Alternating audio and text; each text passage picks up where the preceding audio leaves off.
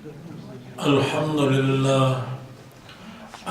لله وكفى وسلام على عباده الذين اصطفى خصوصا على سيدنا ومولانا محمد المصطفى وعلى آله وأصحابه أجمعين أولي الصدق والصفا. أما بعد فأعوذ بالله من الشيطان الرجيم.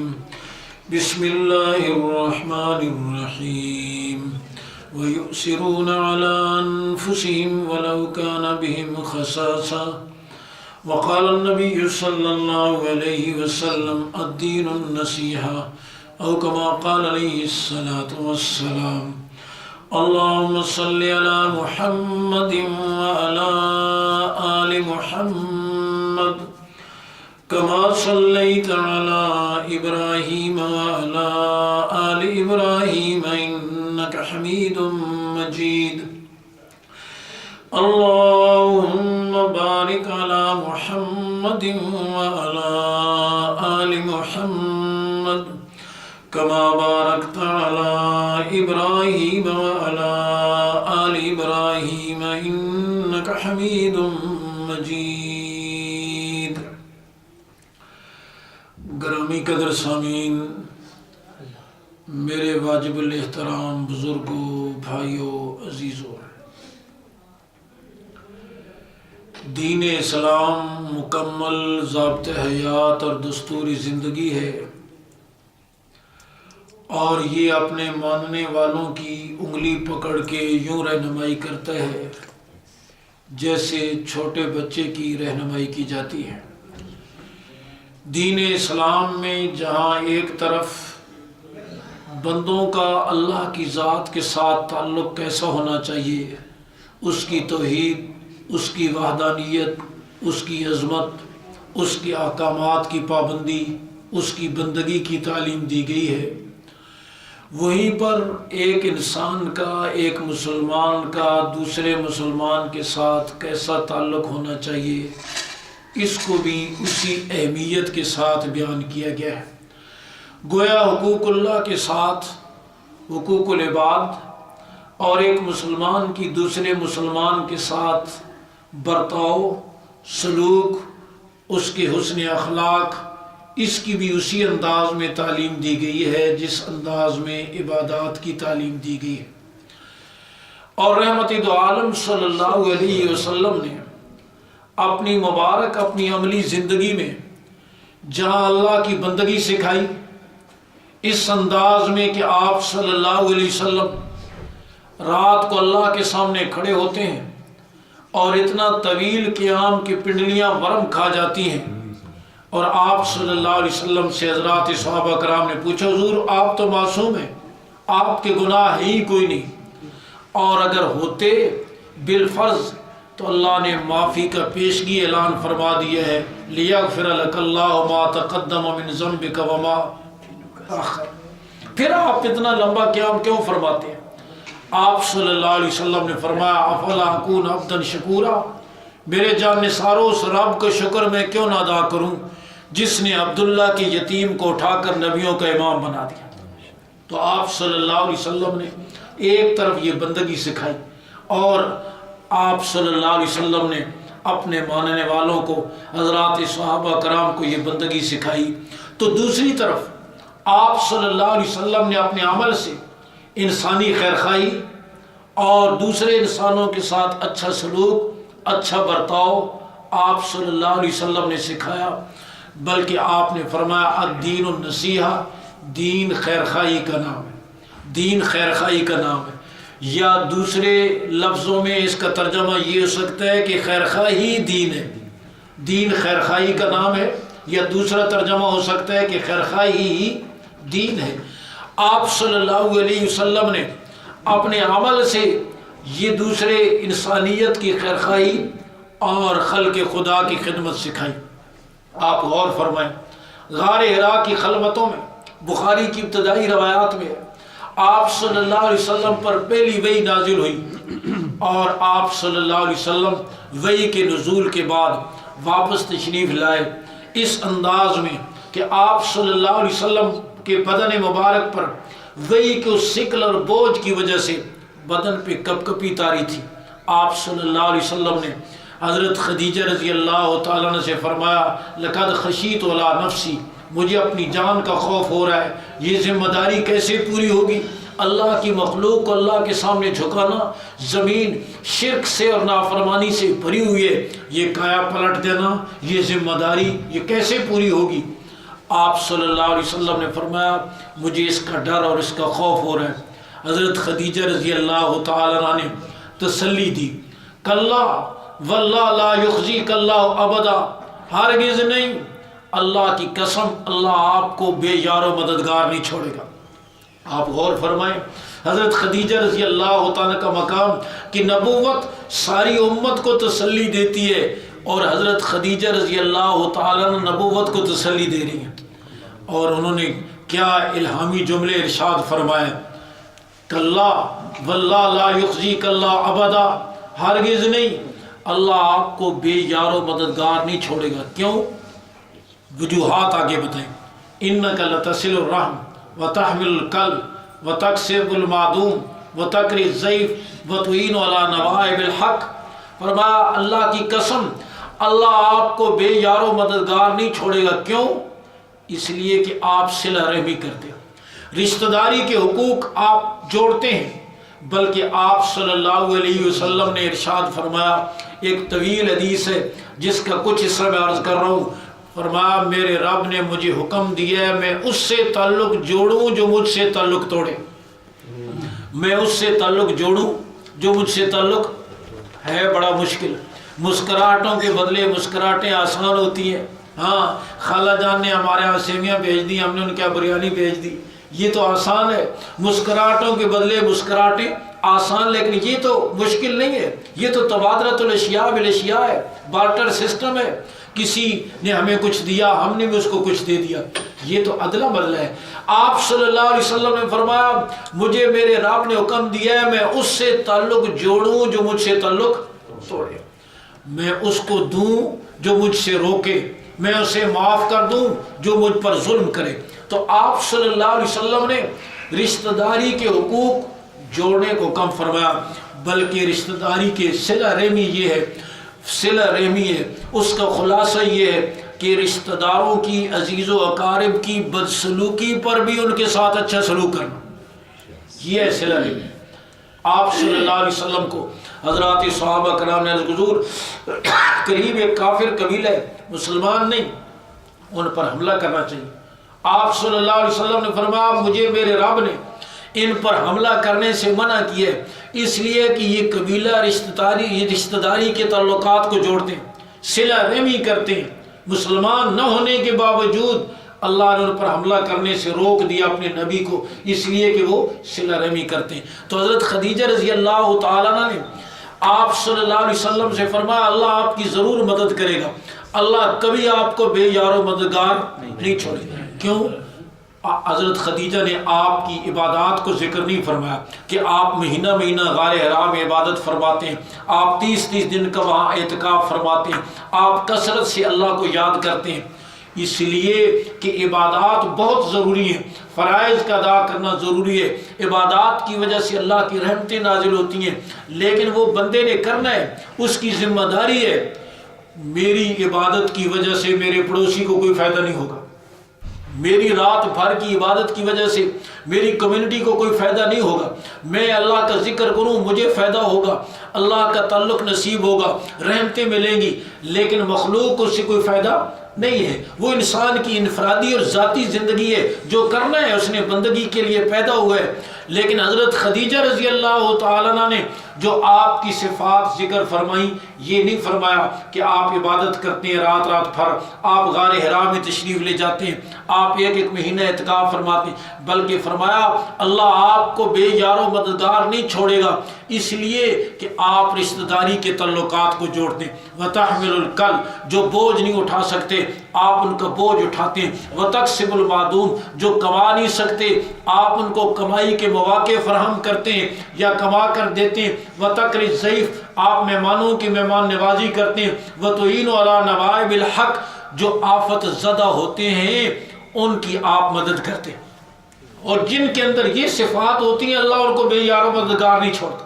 آپ صلی اللہ علیہ وسلم کی ان صفات کو حضرت خدیجہ رضی اللہ تعالی نے ذکر فرمایا، اور فرمایا ان صفات پر اللہ رب العزت کی رحمتیں نازل ہوتی ہیں، اللہ کا قرب بھی نصیب ہوتا ہے کہ دوسرے کی خیرخواہی، دوسرے کی ہمدردی۔ فرمایا الخلق عیال اللہ، ساری مخلوق اللہ کا کنبہ ہے، اور جو اللہ کے کنبے کے ساتھ بھلائی کرتا ہے وہ اللہ کا محبوب بن جاتا ہے۔ حدیث شریف میں آتا ہے قیامت کے دن ایک آدمی اللہ رب العزت کے سامنے پیش ہوگا، رب ذوالجلال فرمائیں گے میرے بندے میں بیمار تھا، تو نے میری بیمار پرسی نہیں کی، میں بھوکا تھا تو نے مجھے کھانا نہیں کھلایا، میں پیاسا تھا تو نے مجھے پانی نہیں پلایا۔ وہ کہے گا یا اللہ آپ کی ذات بھوک سے پیاس سے پاک ہے، آپ تو دوسروں کو کھلاتے ہیں، میں آپ کو کیسے کھلاتا؟ آپ کی ذات بیماری سے پاک ہے۔ رب ذوالجلال فرمائیں گے میرا فلاں بندہ بیمار تھا، تم اس کی بیمار پرسی کرتے ایسی تھا جیسے میری بیمار پرسی کی۔ فلاں میرا بندہ بھوکا تھا، اسے تم کھلا دیتے ایسی تھا جیسے تو نے مجھے کھلا دیا۔ فلاں پیاسا تھا، اس کو تم پلا دیتے ایسی تھا جیسے تو نے مجھے پلا دیا۔ تو اللہ رب العزت کا یہ دین، امام الانبیاء صلی اللہ علیہ وسلم نے فرمایا دین سراسر خیرخواہی کا نام، دین سراسر خیرخواہی کا نام ہے۔ ہاں عربی کے قواعد کے مطابق الدین النصیحہ، دونوں معرفہ ہے، الدین بھی النصیحہ بھی، اور جب معرفہ ہوتا ہے تو حصر ہوتا ہے، جس کا معنی یہ ہوتا ہے کہ دین ہی خیرخواہی ہے، یہ خیرخواہی ہی دین ہے۔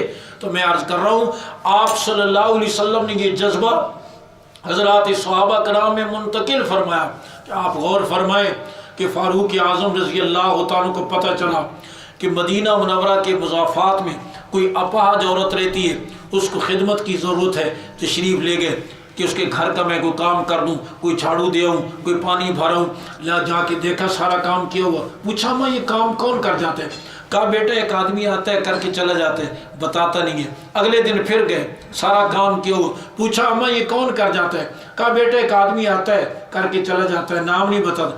کہا اماں وہ آدمی آتا کس وقت ہے؟ کہا بیٹا فجر سے پہلے آتا ہے۔ تیسرے دن اور سویرے گئے، دیکھا کہ بڑھیا کے گھر سے ایک آدمی نکل رہا ہے، چہرے پہ نقاب ڈالا ہوا ہے، لپک کے گئے اور چہرے سے نقاب ہٹا کے کہنے لگے ارے اندھیرے میں یہ کام اور یہ خدمت کرنے والے، تو نے کوئی معمولی کام نہیں کیا، بہت بڑا کام کیا، اپنا نام تو بتا دو۔ چہرے سے کپڑا ہٹایا تو خلیفہ وقت صدیق اکبر رضی اللہ تعالیٰ۔ آپ غور فرمائے کہ آپ صلی اللہ علیہ وسلم نے امت کو، انسانیت کو کس انداز میں عروج دیا کہ ایک طرف اللہ کی ذات کے ساتھ تعلق ایسا، اور دوسری طرف مخلوق کی خیرخواہی کی یرموک کی لڑائی میں پیاس کی آواز آتی ہے اور پانی طلب کر رہے ہیں۔ ابو جہم کہتے ہیں میں نے دیکھا میرے چچا زاد بھائی ہیں، میں لپک کے گیا، پانی ان کے قریب لے کر گیا، پاس سے ایک اور زخمی کی آواز آئی، اس نے پانی مانگا، انہوں نے پانی پینے سے انکار کرتے ہوئے کہا پہلے میرے اس بھائی کو پلاؤ، ان کے پاس گئے، تیسرے کی آواز آئی، انہوں نے کہا، دوسرے نے کہا پہلے ان کو پلاؤ، تیسرے کے پاس گیا تو وہ جان دے چکے تھے، روح پرواز کر چکی تھی، واپس دوسرے کے پاس آیا، وہ بھی دنیا سے چلے گئے، واپس اپنے چچا زاد کے بھائی کے پاس آیا، ان کی روح بھی پرواز کر، تینوں نے پیاسے جان دے دی لیکن ایک دوسرے سے پہلے پانی پینا گوارا نہیں کیا۔ خالد بن ولید رضی اللہ تعالیٰ عنہ ان کی نعشوں کے پاس سے گزرے، فرمانے لگے اللہ تم لوگوں پر رحم کرے، تم نے پیاسے جان دے دی لیکن ایک دوسرے سے پہلے پانی پینا گوارا نہیں کیا۔ اس انداز میں دوسروں کی خیرخواہی، دوسروں کی ہمدردی، آج تو ایک دوسرے کی ٹانگ کھینچی جاتی ہے۔ حیوان کسی دوسرے کو سینگ مار کر پرے کرتا ہے نا تو اس کا جذبہ یہ ہوتا ہے اس کا پیٹ نہ بھرے میرا پیٹ بھرے، لیکن اگر سانپ اور بچھو کسی کو ڈنگ مارتا ہے اس کا یہ جذبہ نہیں ہوتا، اس کا جذبہ یہ ہوتا ہے مجھے کچھ فائدہ ہو یا نہ ہو لیکن یہ زندہ نہیں رہنا چاہیے۔ بس اوقات انسان حیوانوں سے نیچے، حشرات الارض، سانپ اور بچھو کے درجے پر پہنچ جاتا ہے۔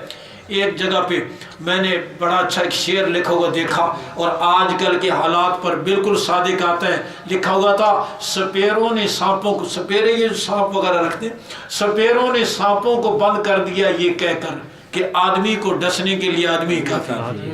سپیروں نے سانپوں کو بند کر دیا یہ کہہ کر کہ آدمی کو ڈسنے کے لیے آدمی ہی کافی ہے۔ آج تو یہ حالت بنی ہوئی ہے، لیکن میں نے عرض کیا کہ وہاں اس انداز میں انسانیت کی خیرخواہی، ایک صحابی نے زمین بیچی، دوسرے نے زمین خریدی، جنہوں نے زمین خریدی انہوں نے زمین کو کھودا، اس میں سے بہت بڑا خزانہ نکلا ہے، سارا اٹھایا اور ان کی جن سے خریدی تھی جا کے کہہ رہے بھائی میں نے تجھے مٹی کے پیسے دیے تھے، اس کے تو پیسے نہیں دیے تھے، میرا اس سے کوئی تعلق نہیں، یہ لے لو۔ وہ بھی تو ایسی، وہ کہنے لگے بابا جب میں نے زمین بیچ دی تو تحت الثری تک جو کچھ زمین میں تھا سارا آپ پر بیچ دیا، میرا اس سے کوئی تعلق نہیں، لے جاؤ۔ ایک کہتا ہے میں نہیں دیتا، دوسرا کہتا ہے میں نہیں لیتا، اس پر جھگڑا ہو رہا ہے۔ آج جھگڑا اس پر، ایک کہتا ہے میں نہیں دیتا، دوسرے کہتا ہے تو کہاں سے آ گیا، یہ ہے ہی میرا، ہاں اس پر جھگڑا ہو رہا ہے۔ ایک کہتا ہے میں نہیں لیتا، میرے سے کیا تعلق ہے، دوسرا کہتا ہے میرا کیا تعلق ہے۔ دونوں اپنا یہ جھگڑا لے کر حضور صلی اللہ علیہ وسلم کی خدمت میں پیش ہوئی، اور وقت کا نبی آپ کے شمائل میں بھی آتا ہے کان رسول اللہ صلی اللہ علیہ وسلم اجمل الناس عالم الناس آکر الناس اشجع الناس اجود الناس۔ نبی صلی اللہ علیہ وسلم سب لوگوں سے زیادہ حسین و جمیل بھی تھے، سب سے زیادہ علم والے بھی تھے، سب سے زیادہ سخی بھی تھے، سب سے زیادہ بہادر بھی تھے، سب سے زیادہ عقل والے بھی تھے۔ آپ صلی اللہ علیہ وسلم نے دونوں کی بات سن کر فرمایا تم دونوں کی کوئی اولاد بھی ہے؟ ایک نے کہا جی ہاں میرا بیٹا ہے، دوسرے نے کہا میری بیٹی ہے۔ آپ نے فرمایا ان دونوں کا نکاح کرا دو اور یہ خزانہ ان کو دے دو۔ تو میں عرض کروں کس انداز کا معاشرہ تھا، کس انداز میں۔ حضرت جریر بن عبداللہ بجلی رضی اللہ تعالیٰ جلیل القدر صحابی ہیں، اپنے خادم کو بھیجا جاؤ میرے لیے مارکیٹ سے گھوڑا خرید کر لو۔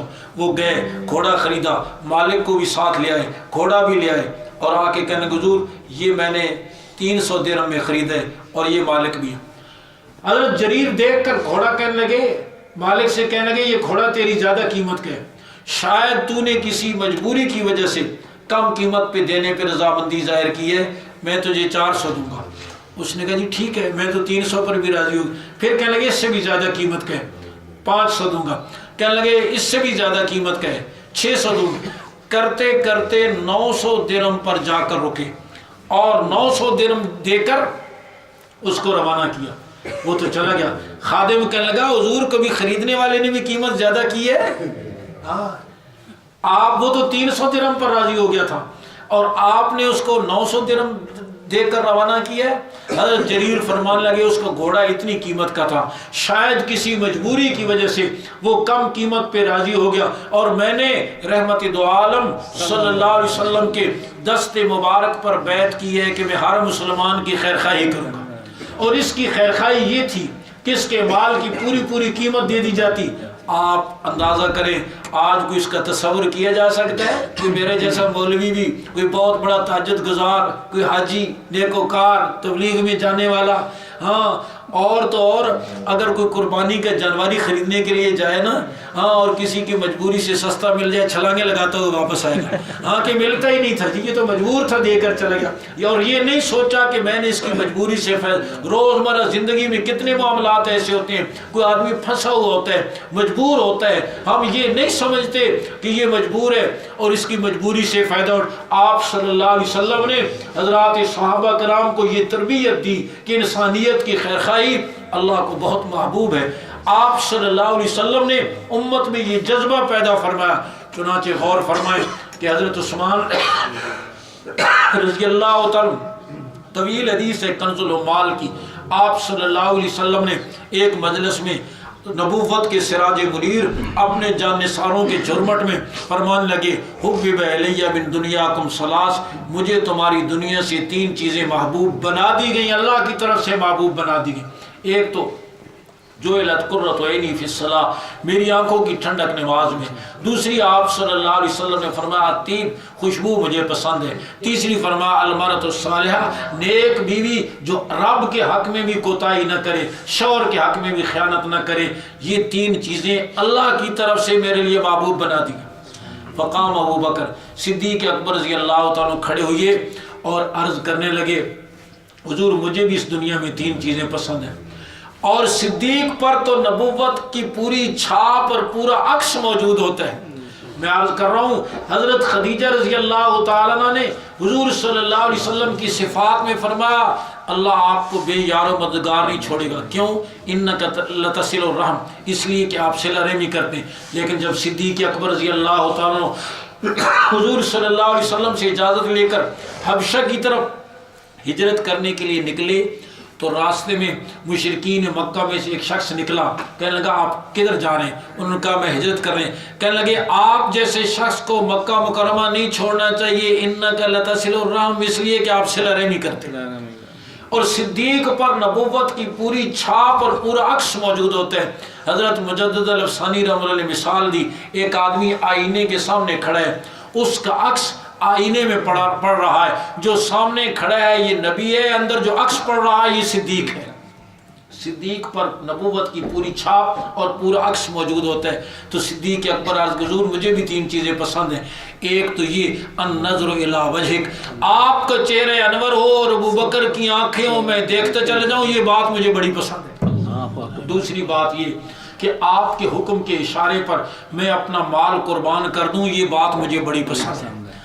اور تیسری بات یہ کہ آپ کی بیٹی عائشہ میرے نکاح میں ہے، آپ کو میرا داماد کہا جائے، مجھے آپ کا سسر کہا جائے، یہ نسبتیں اور قرابتیں مجھے بڑی پسند ہیں.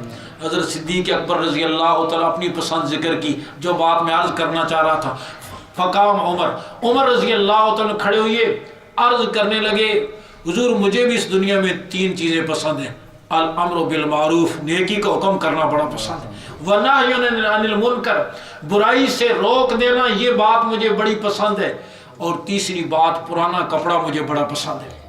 اسی لیے حضرت عمر رضی اللہ عنہ جب جا رہے تھے فاتحانہ انداز میں بیت المقدس کی طرف، کسی نے کہا حضور آج تو لباس تبدیل کر لیں.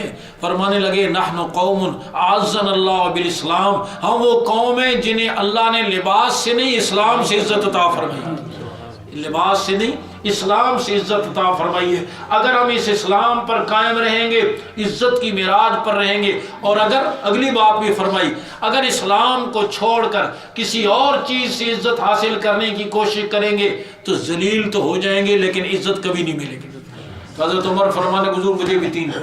مقام عثمان، جو بات میں عرض کرنا چاہتا تھا موضوع سے متعلق، حضرت عثمان کھڑے ہوئے عرض کرنے حضور مجھے بھی 3 چیزیں پسند ہیں. ایک تو اطعام الجیان، بھوکوں کو کھانا کھلانا بڑا پسند ہے. وہ کسوت العریان، ننگوں کو کپڑا پہنانا بڑا پسند ہے. وہ تلاوت القرآن، اور عثمان کی زبان ہو اور قرآن کی تلاوت کرتا چلا جائے، یہ تلاوت قرآن مجھے بڑی پسند ہے. اور پھر حضرت عثمان رضی اللہ تعالیٰ عنہ اپنے اس عمل پر زندگی میں قائم رہے. آخری وقت میں جب شہید کیا گیا اس وقت بھی حضرت عثمان رضی اللہ تعالیٰ قرآن کی تلاوت فرما رہے تھے اور خون کا فوارہ نکلا اور قرآن کی آیت فَسَيَكْفِيكَهُمُ اللَّهُ عثمان کے خون سے رنگین ہو گئی. اس لیے فرمایا کل قیامت کے دن عثمان کی شہادت کی گواہی رب کو قرآن دے گا. تو میں عرض کر رہا ہوں حضرت عثمان رضی اللہ تعالیٰ کو اللہ نے مال بھی دیا تھا، دل بھی دیا تھا.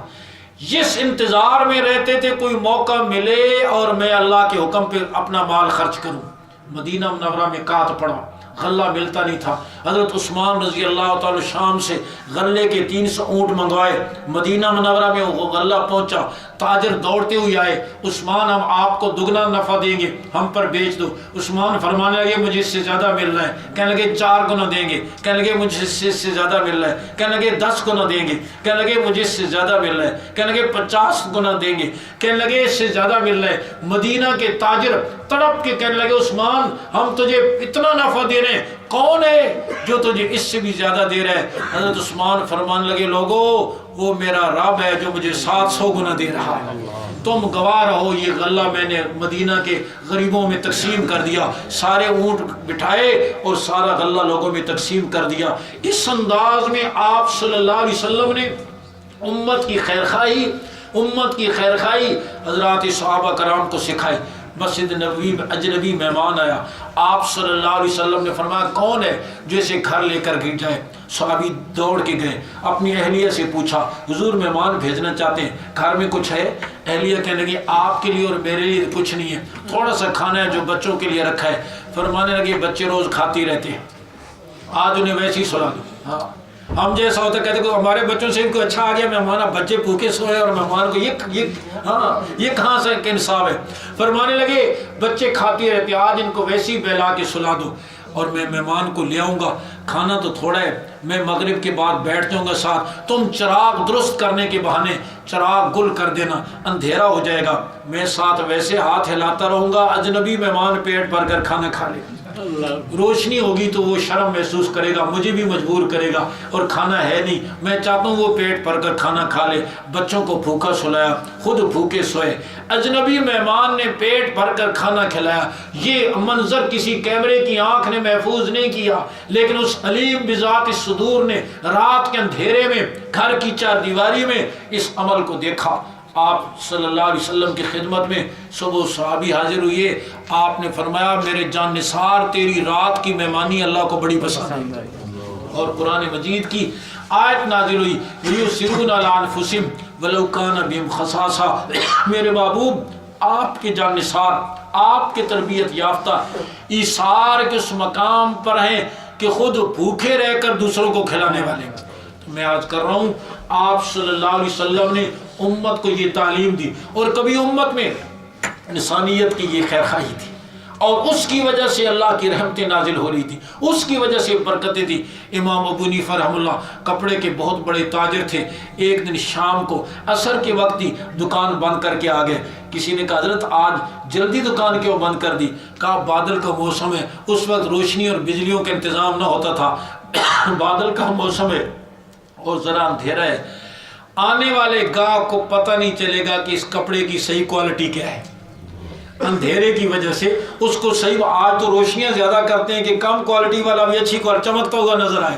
آپ اندازہ کریں دیانت کی کیا انتہا ہے کہ وہ اندھیرے میں پتہ نہیں چلے گا، اس کو یہ نہ ہو کہ کم قیمت والا کپڑا، گھٹیا کپڑا وہ اچھا سمجھ کر لے جائے اور اس کو نقصان ہو جائے۔ یہ جذبہ تھا۔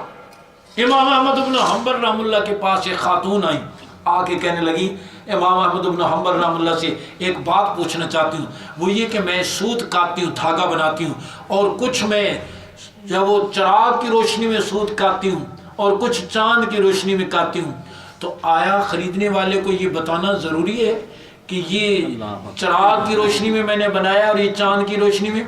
فرمانے لگے امام احمد بن حنبل دونوں میں کچھ فرق ہوتا ہے؟ کہا جی ہاں، جو چراغ کی روشنی میں بناتی ہوں ذرا باریک ہوتا ہے، اور جو چاند کی روشنی میں بناتی ہوں ذرا موٹا ہوتا ہے، دونوں کی کوالٹی میں فرق ہے۔ تو آیا یہ گاہک کو بتانا ضروری ہے یا نہیں؟ ایسے نہ ہو کہ میں نے بتاؤں اور کہیں دھوکہ نہ ہو جائے۔ یہ جذبہ تھا امت کا، جو آپ سے یہ تربیت تھی دین اسلام کی، امت کی خیرخواہی کی، جو آپ صلی اللہ علیہ وسلم نے امت کو دی۔ اور کیوں نہ ہو خود آپ صلی اللہ علیہ وسلم، جیسا میں نے شروع میں عرض کیا، انسانیت کی خیرخواہی، دوسروں کی خیرخواہی، دوسروں کو فائدہ پہنچانا آپ نے اپنے عمل سے سکھایا۔ آپ کی بعثت کا آغاز ہے، آپ صلی اللہ علیہ وسلم مکہ مکرمہ میں تشریف لے جا رہے ہیں، ایک عورت سامان کی گٹھڑی اٹھانا چاہتی ہے، اس سے اٹھائی نہیں جاتی۔ آپ نے فرمایا اماں کہاں جانا ہے؟ کہا بیٹا مکہ سے باہر دیہات میں جانا ہے، یہ سامان اٹھایا نہیں جاتا۔ آپ نے فرمایا اماں یہ تیرا سامان میں اٹھا لے جاتا ہوں۔ آپ صلی اللہ علیہ وسلم نے وہ سامان اور گٹھڑی اپنے سر مبارک پر رکھی، اس کے ساتھ چل دی۔ راستے میں وہ بڑھیا کہ بیٹا تو کون ہے؟ تو تو بڑا اچھا جوان ہے، مکے میں تو ایسا کوئی جوان نہیں ہے، اور دیکھو بیٹا مکے میں کوئی نیا آدمی آ گیا ہے، شاعر ہے، جادوگر ہے، پتہ نہیں کیا ہے، کوئی نیا دین لے کر آیا، دیکھو بیٹا اس سے بچ کے رہنا، آپ کے خلاف ہی بولنا شروع کرے۔ کوئی ہمارے جیسا ہوتا نا گٹھڑی اتنی دور پھینکتے ڈھونڈنے سے بھی نہ ملتی، ہاں، لیکن آپ صلی اللہ علیہ وسلم تو انک لعلی خلق عظیم، آپ کے خلاف ہی بولتی چلی جا رہی ہے، آپ سنتے چلے جا رہے ہیں، اور منزل پہ آپ نے گٹھڑی پہنچائی اور نیچے اتاری۔ آپ واپس تشریف لانے لگے تو وہ بڑھیا پھر کہنے لگی بیٹا تو کون ہے؟ تو بڑا اچھا جوان ہے، مکے میں تو ایسا جوان کوئی نہیں، تیرا نام کیا ہے؟ آپ صلی اللہ علیہ وسلم نے فرمایا اماں میں تو وہی محمد ہوں جسے تو سارے راستے میں برا بھلا کہتی ہے، میں تو وہی محمد ہوں جسے تو سارے راستے میں گالیاں دیتی ہے۔ یہ سننا تھا کہ بڑھیا کہنے لگی بیٹا اگر تو وہی محمد ہے تو پھر اشہد اللہ الہ الا اللہ و اشہد انک رسول اللہ، میں گواہی دیتی ہوں آپ اللہ کے سچے رسول ہیں۔ آپ نے اس کے ظاہری بوجھ کو اٹھایا، اللہ نے اس کے کفر و شرک کے بوجھ کو دور کر دیا۔ تو یہ اللہ رب العزت نے دین اسلام جو ہمیں دیا ہے، ایک طرف اللہ کی ذات کے ساتھ تعلق اور فرمایا دوسری طرف اللہ کی مخلوق کے ساتھ تعلق۔ ہاں حدیث شریف میں آتا ہے، بخاری کی روایت ہے، بنی اسرائیل کی فاحشہ عورت نے پیاسے کتے کو پانی پلایا، اللہ نے اس کی مغفرت کر دی۔ اور بنی اسرائیل کی ایک عابدہ اور زاہدہ نے بلی کو باندھ کے رکھا جس کو نہ چھوڑتی تھی نہ کھانے کو، اس کی وجہ سے عذاب کے اندر گرفتار ہوئی۔ تو فرمایا ایک مسلمان دوسرے مسلمان کی خیرخواہی کرنے والا ہوتا ہے، لا یظلمہ ولا یسلمہ ولا یخذلہ، نہ اس پر خود ظلم کرتا ہے، نہ اس کو ظلم کے لیے چھوڑتا ہے، نہ اس کو رسوا کرتا ہے۔ اور آپ صلی اللہ علیہ وسلم نے فرمایا مومن وہ ہے، لا يحب احدکم حتی يحب لاخیہ ما يحب لنفسہ، کامل مومن نہیں ہو سکتا جب تک اپنے بھائی کے لیے وہی پسند نہ کرے جو اپنے لیے بھی وہی پسند کرے۔ اپنے بھائی کے لیے بھی وہی پسند نہ کرے جو کچھ اپنے لیے عزت پسند کرے، دوسرے کے لیے ذلت پسند کرے، اپنے لیے اچھے القاب پسند کرے، دوسرے کو برے نام سے پکارے، اپنے لیے نفع پسند کرے، دوسرے کے لیے نقصان۔ فرمایا یہ ایمان کا تقاضا نہیں اور یہ ایمان والی زندگی نہیں۔ اللہ رب العزت ہم سب کو عمل کی توفیق نصیب فرمائے اور پورے دین پر اللہ اپنے حقوق بھی ادا کرنے کی توفیق دے، اپنے بندوں کی بھی خیر خواہی اور خلق خدا کی خدمت کی توفیق دے۔ وآخر الدعوانا الحمدللہ رب العالمین۔